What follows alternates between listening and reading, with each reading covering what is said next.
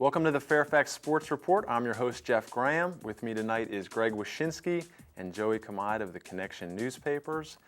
This season, the playoffs are coming down the home stretch, and unlike Smarty Jones at the Belmont, we're going to see if some of our teams can come home with some championships this weekend. We're going to have some regional playoffs and some highlights coming up tonight on the Fairfax Sports Report.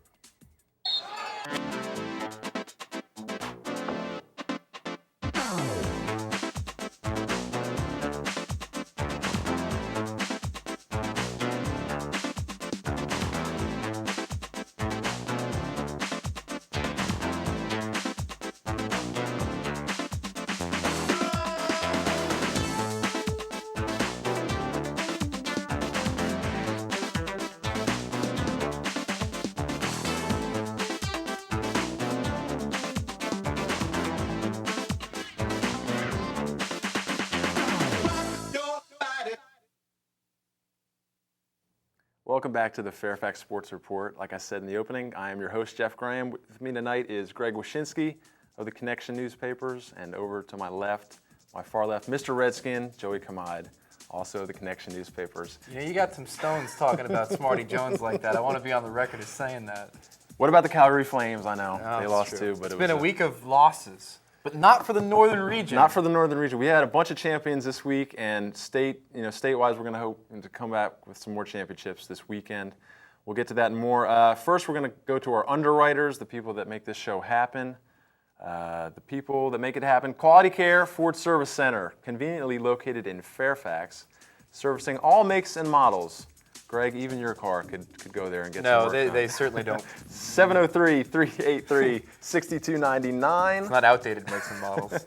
And CCI Screen Printing for all your screen printing needs. 703-978-0257. Thanks, guys.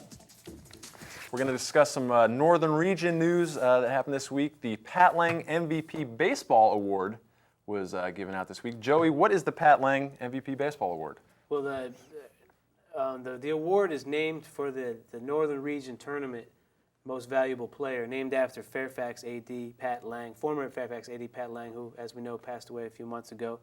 And just a great honor. I know, Greg, you've had the honor of working with Pat Lang a lot and covering Fairfax High School, so I know you had a good relationship with him. But just a great honor for a guy who really meant a lot and really put in a lot of work for the Fairfax, for the Northern Region Baseball Tournament for a number of years. Absolutely. I mean, Fairfax is sort of the de facto home for the tournament. They always put on a great show.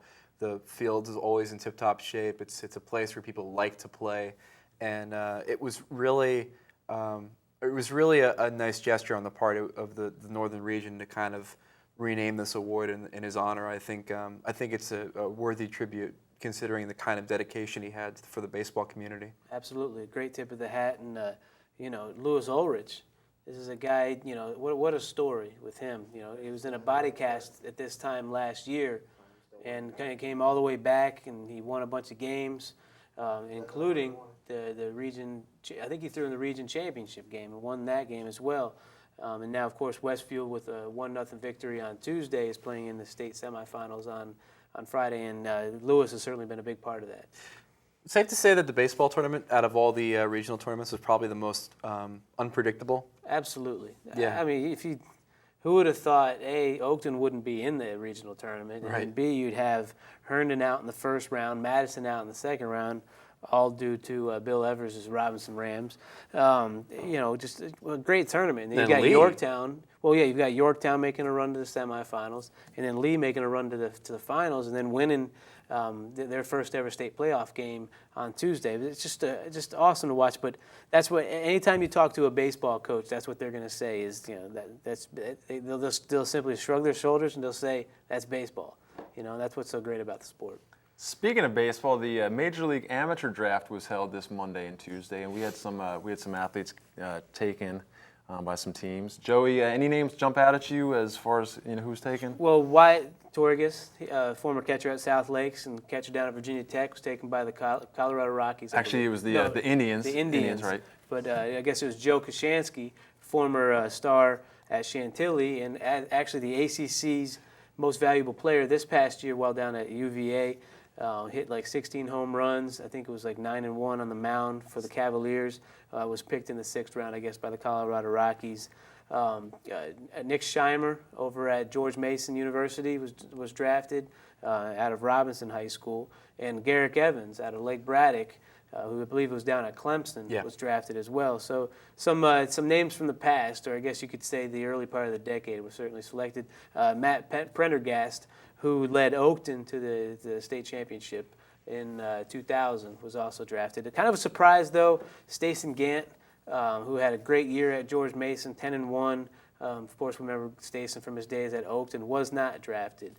And I guess it came down to he's had a lot of injuries. As we know, going back to his high school days, he had the problem with his back.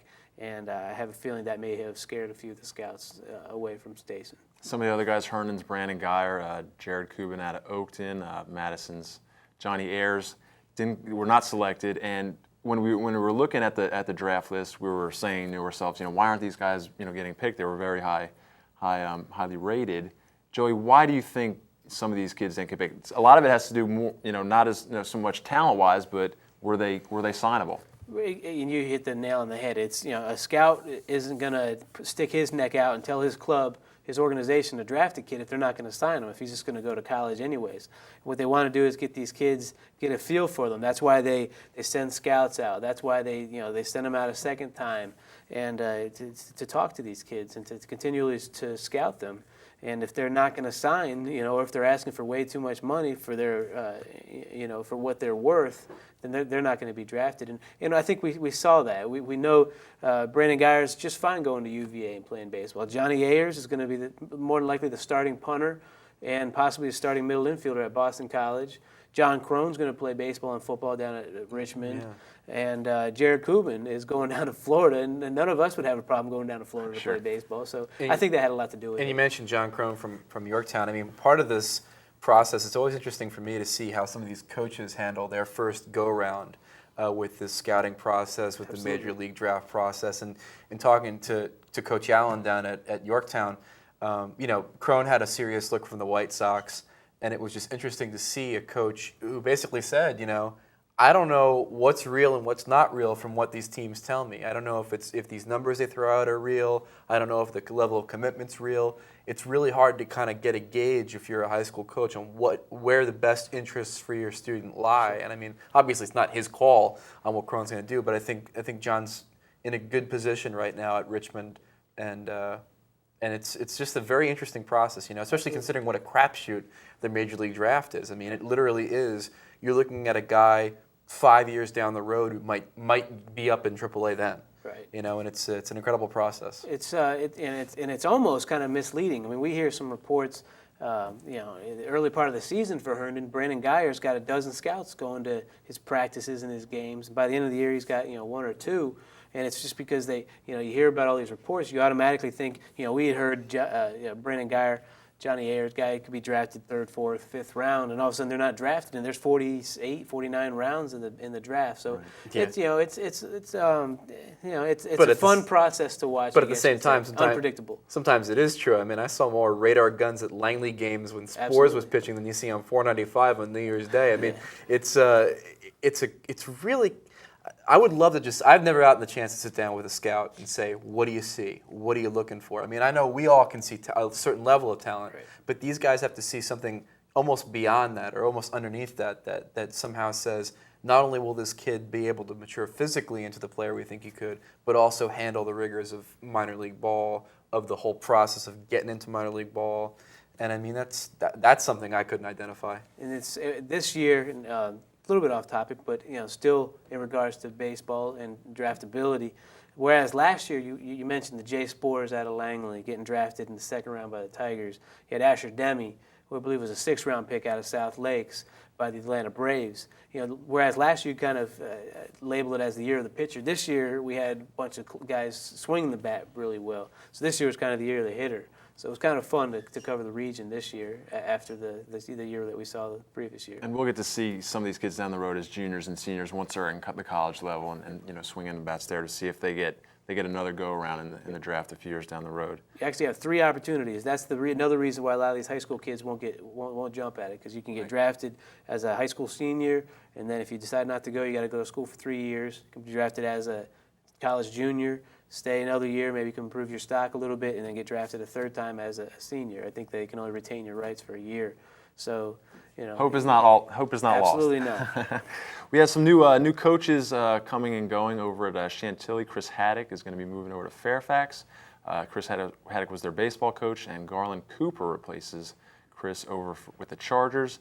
And Greg, you had kind of a big story out at West Springfield. Oh, it was interesting. Randy May, the soccer coach who's led the Spartans to 4 consecutive state tournaments, and he's won 2 state tournaments in his first 2 years actually on the job after coming from Cornell University. He's actually going to be taking a teaching position in Loudoun County after this season. He lives in Loudoun. His wife's a teacher at Broad Run. He's going to teach at Stonebridge. As of right now, the soccer position is, I don't want to say unavailable, but things are sort of in flux over there. So it's not as if it's a quick transition. You're coming here to coach the soccer team. I have a feeling, obviously, if Randy May is going to a school, you're going to probably find a way to get him to coach your soccer team. Exactly. But at the moment, it's just he's going to leave after this season. Once again, West Springfield is in the state tournament again this season. After this year, he's going to leave Springfield, become a 9th grade PE teacher at Stonebridge, which is what he is now at Springfield. And it's a significant loss for the Northern region. I mean, the man is a quality human being and a very, very quality coach. And it's sort of a surprise. But again, you look at the economics of the region, you look at the distance some of these people have to go to do their jobs, coaches, ADs, people like that.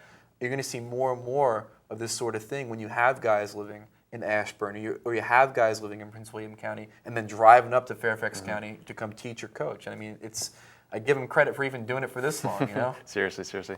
Well, he leaves the Northern region, but in a couple years, he could be right back in the Northern region. Transition boy. You were at a region council meeting last week. What was the topic of that meeting? The topic of conversation at that meeting, for the most part, was the state's redistricting and reclassification committee recommended that Loudoun County High School and Stonebridge High School get redistricted to the Northern region beginning in fall 2005. This is very significant, obviously, because as of right now, the Northern region had just redistricted itself to get all the Division 6 schools and all the Division 5 schools in 2 separate districts. And now they're adding 2 Loudoun County schools into the mix to really shake things up. County would go to the Concord district. Stonebridge would be pegged for the Liberty district. The meeting was really heated, very interesting, a lot of different opinions being thrown around. There were some Loudoun County representatives there, Stonebridge's principal, their athletic director, Loudoun County's principal, I believe it was. And in the end, the Northern region voted unanimously, for the most part, to reject this redistricting. Now, it'll kick back to the state. This fall, the Virginia High School League Executive Committee will decide whether or not this goes through. Considering the feelings of the rest of the state, chances are it probably will. And the feelings of the Northern region won't exactly be taken into consideration. I happen to think there's 2 other ways this decision can go. There's a lot of talk of these 2 schools relocating to the Northwest District region, which is the Prince William County schools, Stonewall Jackson, also Manassas schools. And the other option, which I think is the perfect option, would be for the Loudoun County schools like Stonebridge, Broad Run, Parkview, Potomac Falls, to just become AAA. Some of them don't have the numbers yet. Some of them are close. But with the growth pattern of that county, they're going to be there anyway. So why not resolve this problem by just making them all AAA now? They'll all be on the same level. They'll all be able to play each other. Kids at Stonebridge don't want to play kids at Woodson. They don't want to play kids at Langley. They don't care. They want to play kids from Loudoun County. And that's the one thing that always gets lost in these decisions is what's best for the kids. They don't care about the size of the school they're playing. They just want to play kids they swim with in the summer.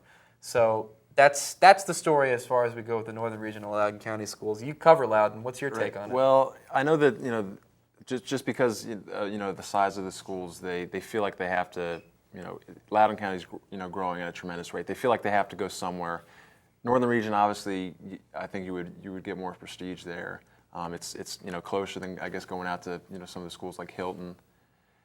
I know the region people were kind of surprised. The northern region people were kind of surprised because it kind of caught them off guard.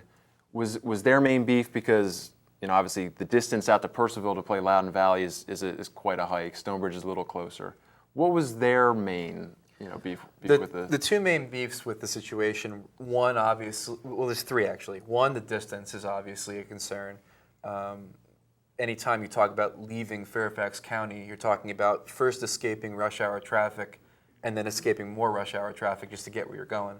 The second thing, obviously, was the fact that the region had just redistricted itself and felt as if it had done a very good job in doing it, and didn't really feel like there was any reason now to shake things up even more. And the third reason, and you sort of touched on it, was the fact that this entire situation was sort of thrust upon them without even a phone call or any heads up that this was coming down the pike. The regional representative to the Virginia High School League's reclassification committee basically found out about it there. Okay. And they were really sort of ticked off and insulted that the state decided to just toss these two schools into the region without really consulting the region about it. So those are the three things. Legitimately, there's some gripes. I don't understand the logic geographically of putting two Loudoun schools in the region. If you're going to put the Loudoun schools in, put the Loudoun schools in. Redistrict the whole darn thing. Put all the Loudoun schools in the northern region if you want to do that. But the problem is the rest of the state, and you touched on it, you have schools that have to travel a significant time between themselves and their opponents within their own districts. And the northern region is sort of seen as, the golden child. They don't really have to do anything. They don't have to really go anywhere to play each other.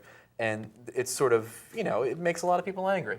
And that's why it's probably going to be the rest of the state kind of sticking it to the northern region in this situation. I mean, it is favorable. Loudoun right now plays in Region 2, and as opposed to the northern region where they play maybe a team from Arlington has to play a team from Burke. Right. Teams from Loudoun are playing, teams from Albemarle down in Charlottesville. Yeah. So I mean, it is a difference. But again, why should the northern region be crucified because they just happen to be in a very highly concentrated area? Right. It's personal opinion. It's a farce. The Loudoun schools should play in Loudoun, and that's the end of it. But who knows? You heard it here first. So right now we're going to be getting to some highlights. We had some girls and boys lacrosse action over at Oakton. The regional championship games over at Oakton. And we're going to go to the girls' game first. Woodson and Oakton were playing. And we're going to check out some highlights here. The opening face-off, I'm sure. And Joey, you were at this game. Yeah, I was at this game. It looks like we're going to see the first goal of the game, which took all of 17 seconds. I guess this kind of encapsulates, the whole game. Right. It was 5-0 within the first couple minutes. There you see, I think it was Courtney Arnold scored the first goal. Number 8 there for Woodson, and it was 5-0 within the first couple minutes. Arnold ended up with 6 goals. Ashley McCullough had 4 goals and an assist. The two, obviously combined for 10 goals. Both of them all region performers. It was just a lopsided game from the onset. I think Oakton at one point cut it to 6-3, but that was as close as they'd get. As soon as they were down 6-1, scored 2 goals to cut it to 6-3, and then I think there was a 6-0 run that Woodson went on from there, really put the game away.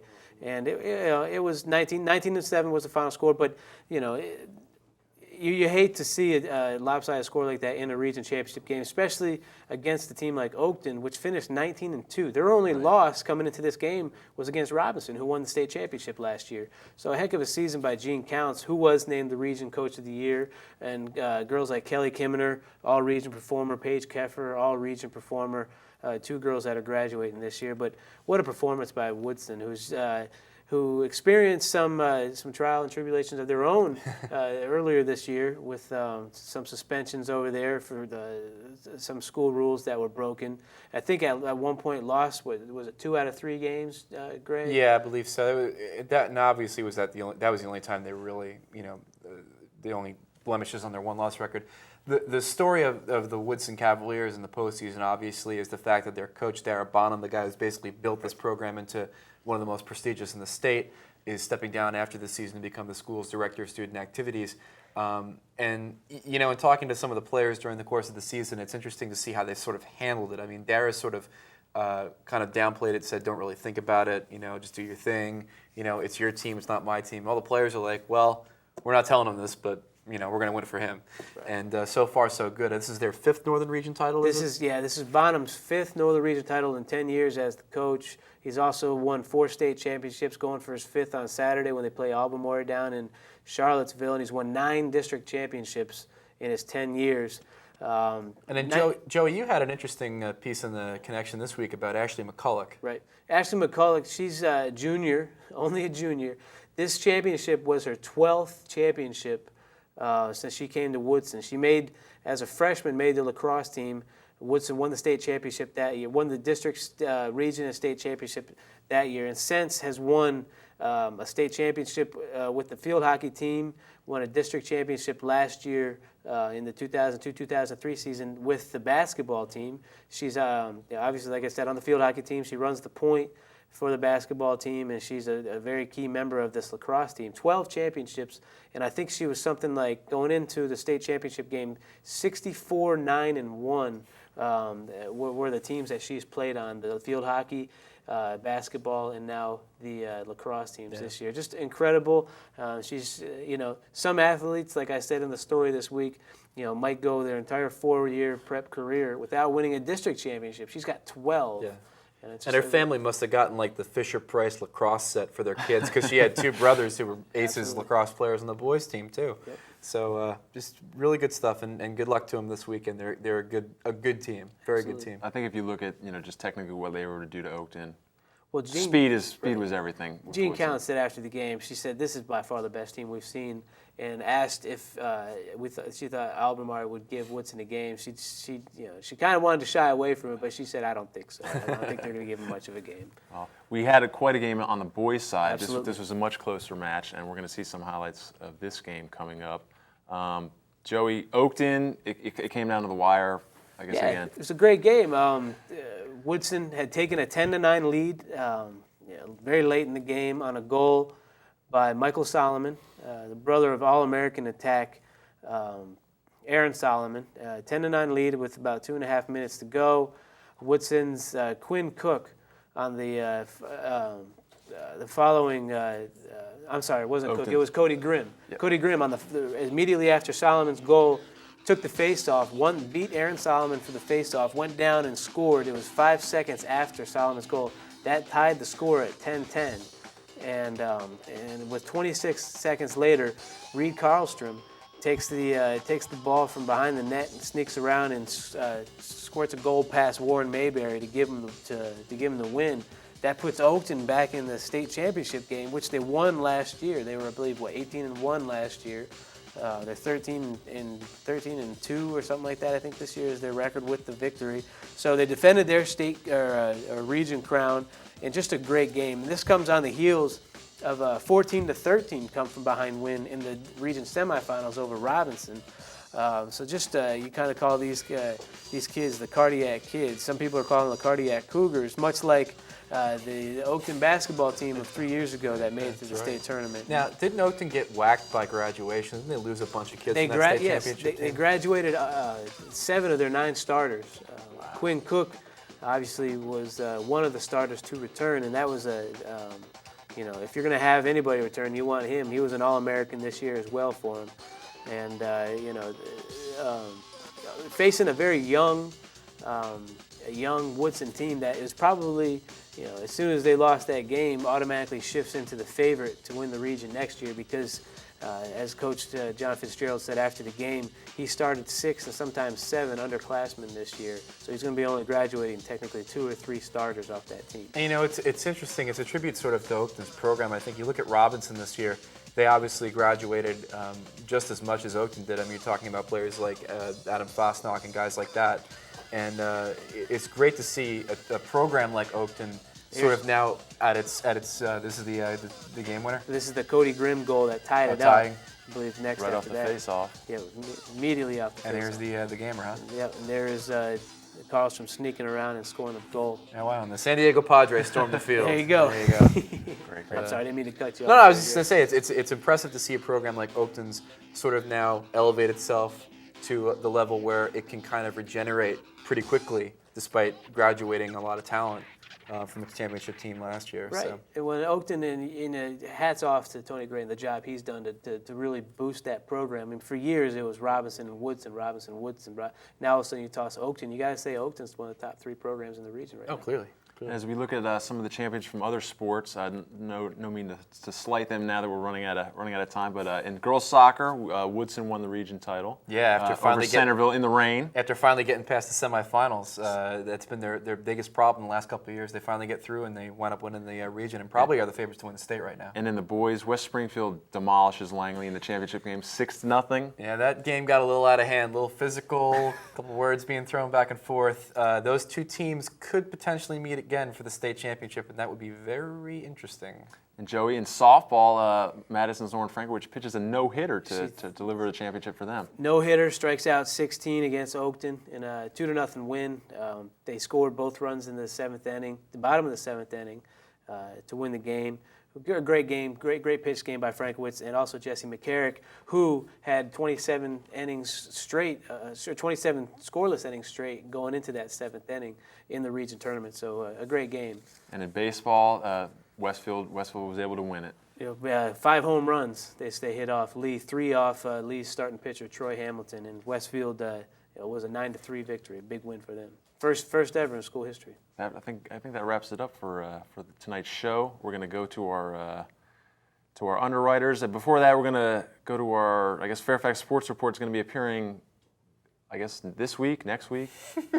Spring Championship Review this Wednesday at 10 p.m., Thursday 8 p.m., and Friday at 12:30 p.m. on Cox, Comcast Channel 10, coming up this week. And also visit the FSN on the web at fairfaxsportsnetwork.com. You can join our email list to keep updated on our shows, and you can win some great prizes. Our underwriters, Quality Care, Ford Service Center, again, 703-383-6299. And CCI Screen Printing, 703-978-0257. For all your screen printing needs. I know there's a bunch of them. And fellas, now where are we going to be going this weekend? Joey? I'll be in Charlottesville covering the Woodson girls and the Oakton boys in the state championship. They're both playing Albemarle on Saturday afternoon. And Mr. Wyszynski? I will be down at the soccer finals of Christopher Newport University in Newport News, and it should be a fantastic time. We got all 4 teams still alive in the tournament, so we're guaranteed at least one of them in there. I will be down at Radford covering Potomac Falls and Broad Run girls soccer. They're out in Loudon, so we'll see if we can come home with some championships. I'm your host, Jeff Graham. This is the Fairfax Sports Report for Joey Kamada and Greg Wyszynski. Thank you for watching, and have a great evening.